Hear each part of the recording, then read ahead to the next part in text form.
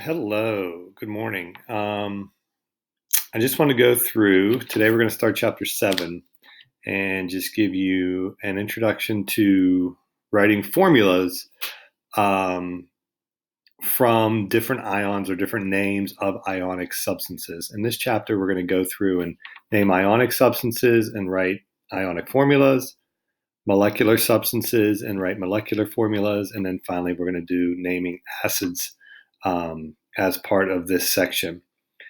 We separate this section out, section 7.1, and eventually you're going to have a test on just strictly naming where you're going to have certain substances that you have to name and certain names that you have to write formulas for. And that's it. That's really what the test is going to be all about. And then we'll go through later on and do section 7.3 and section 7.4. We're actually going to skip out on section 7.2. So with this first section and the first part of this section, we're going to go through and just name ionic formulas and write ionic formulas from names as well. So that's kind of where we're going to start. The first two things you have to have for writing ionic formulas is the name and symbol for the ions that you're using. And that's where the common monatomic and common polyatomic ion sheets come in. These are sheets that you're going to use. You can have them in front of you. You can have them open on your browser that you're going to use to write these formulas and give names to ionic substances. So in your folder, in your chapter 7.1 folder, and in the folder for today, you'll have those lists. And here is, I just have one open right here. Here's the common monatomic ion list. You can see here your main group elements, what their name is and what their charge is. Here's some of your transition, what are called multivalent metals. And then here's some of your other transition metals right down here. If I go back to your common polyatomics, here those are here. They should pop up here in a second as it loads. You can see your common polyatomic ions are on this sheet. So both of those sheets are in your folder that you can use. Okay, so let me go back to this and put on there. There we go. Because I want the monatomics up. Because today we're just going to do monatomics. We're not going to do any polyatomics until actually your next lesson. Okay, so let me leave those up on there so we can look. Okay, so section 7.1, chemical names and formulas. Your monatomic ions, and mono just means one, atomic means atom, and they're ions. So these are ions formed from single atoms. There's cations and anions. Remember, your cations are your positive ions, and your anions are your negative ions. So with your cations, you'll see there that middle group, what are called multivalent, mostly transition metals.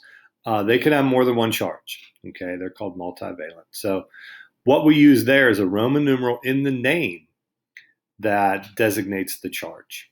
Okay, so if you see copper 2, that means that the copper is a +2. If you see iron 3, that means that iron is a +3. So here's just some example of those right there. And again, those come from that sheet. And you can read them off the periodic table too. Your alkali metals are +1s, your alkaline earth metals are +2s, but you can use the sheet to help you name these. And then finally, your anions. The only difference, and I did mention this when we were talking about ionic compounds and ionic substances, is that when you do form a negative ion, you change the ending to IDE. So fluorine becomes fluoride. Nitrogen becomes nitride. Oxygen becomes oxide. Okay? And then our next lesson, we'll go back and look at these polyatomics. So for right now, we're just going to use monatomics. And the method that you use to write these, and it is a method, or you can just kind of look at the ions themselves and make sure their charges are equal and opposite, but it's called the crisscross method. And really what all of this method does is when you write an ionic formula for a substance, you have to make sure that their charges are equal and opposite. So if you have a +1, you need a -1. If you have a +2, you need a -2. Now that -2 may come from two ions of a -1, but they still have to balance out. So here's sort of that method, and I'll go through that with you. But if you're really more inclined just to look at the two ions that you have, make the charges equal and opposite, and write the formula, that's fine as well. So you write these symbols for the ions side by side, write the cation first. In any ionic substance, the cation is always first. Cross over the charges to give subscripts if the charges are not already equal. If they are equal, then you just write it. You don't have to do anything else. Check the subscripts and charges and write the formula. So the charges need to be equal and opposite in the smallest possible whole number ratio. Okay, so you never have like 10 of something and 20 of something. You'd have 1 and 2. And then the crisscross method is simply a method for making the charges of the ions equal and opposite. Okay. So we're going to do these first three up here. These three down here we'll do tomorrow. So we're going to do these first three up here. And I have been practicing writing on the screen, and it's not going very well. So hopefully you can kind of bear with me here as we do this. Okay. So I'm going to use the red to crisscross the charges. So here's our first one, KCl. So if you're writing a formula for the potassium ion with the chloride ion, as you can see, two ways to look at this. We can do the crisscross method, or we can look to see that these are already equal and opposite in charge. But the crisscross method would be this. So we take the charge here and write it here. So that would be a 1. Okay, then we take the charge here and write it there, and that would be a 1 as well. So what this is showing us is that we need 1 K and 1 Cl. So when we write our final formula, and this would be your final answer, you just write K, C, L. Okay, so that would be your answer, KCl.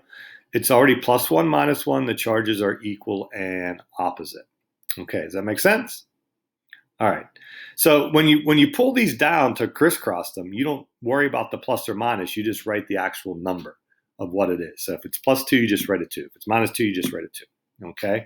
So here's another one here with calcium and bromine. Calcium's a +2.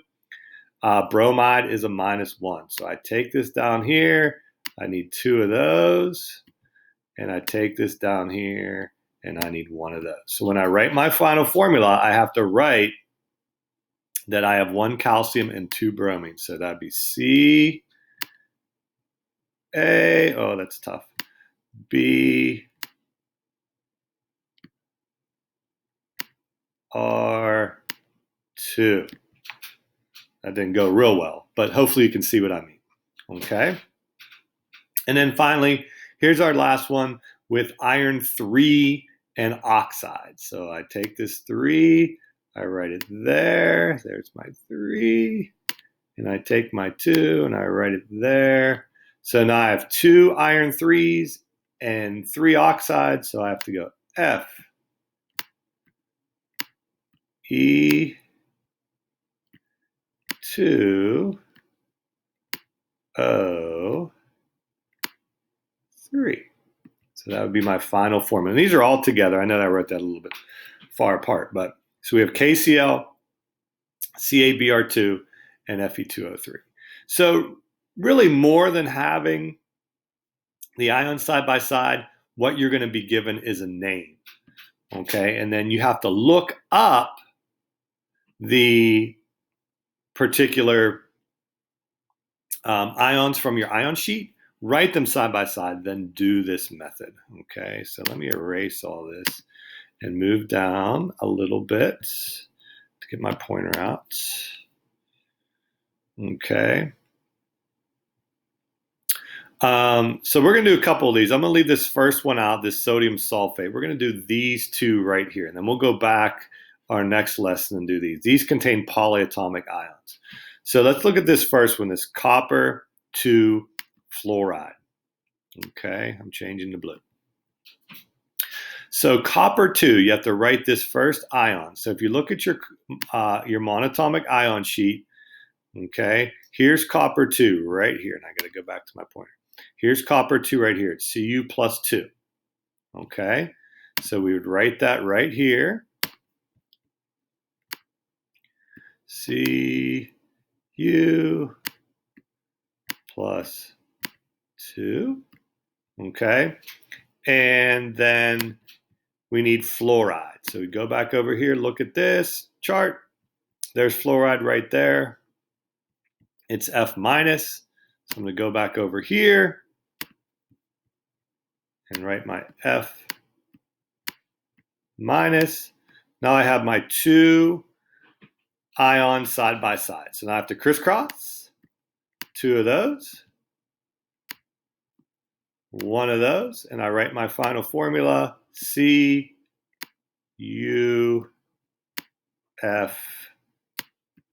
Oh, that's a bad F, sorry. 2. CuF2. Okay? So let's do this last one. Barium phosphide. So if I go back over here, I find barium. Barium is a plus 2. It's right there. Okay?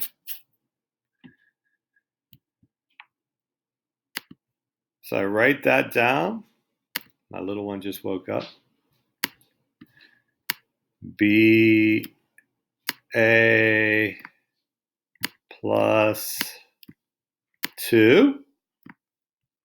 And then let's go back and find phosphide. Phosphide's right here, P minus 3. So when I go back over here, P, whoa, that's a big P. That's a big P. Sorry about that. 3. So now here we go. Cross my charges. 2 there. 3 here.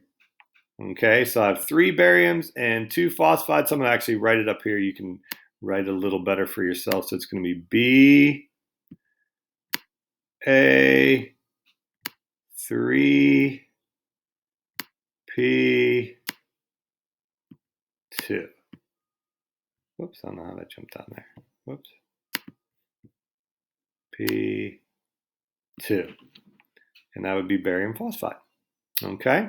So in your homework, you're going to be asked to write these side by side, and then you can do the crisscross method and write out your answers. Okay? Our next lesson, we'll get into using polyatomic ions. Not much different. Just instead of having, here's one right up here, OH minus, here's one here, SO4 minus 2. Instead of having just one ion or one atom ions, you're going to have multi-atom ions. So it still works the same way.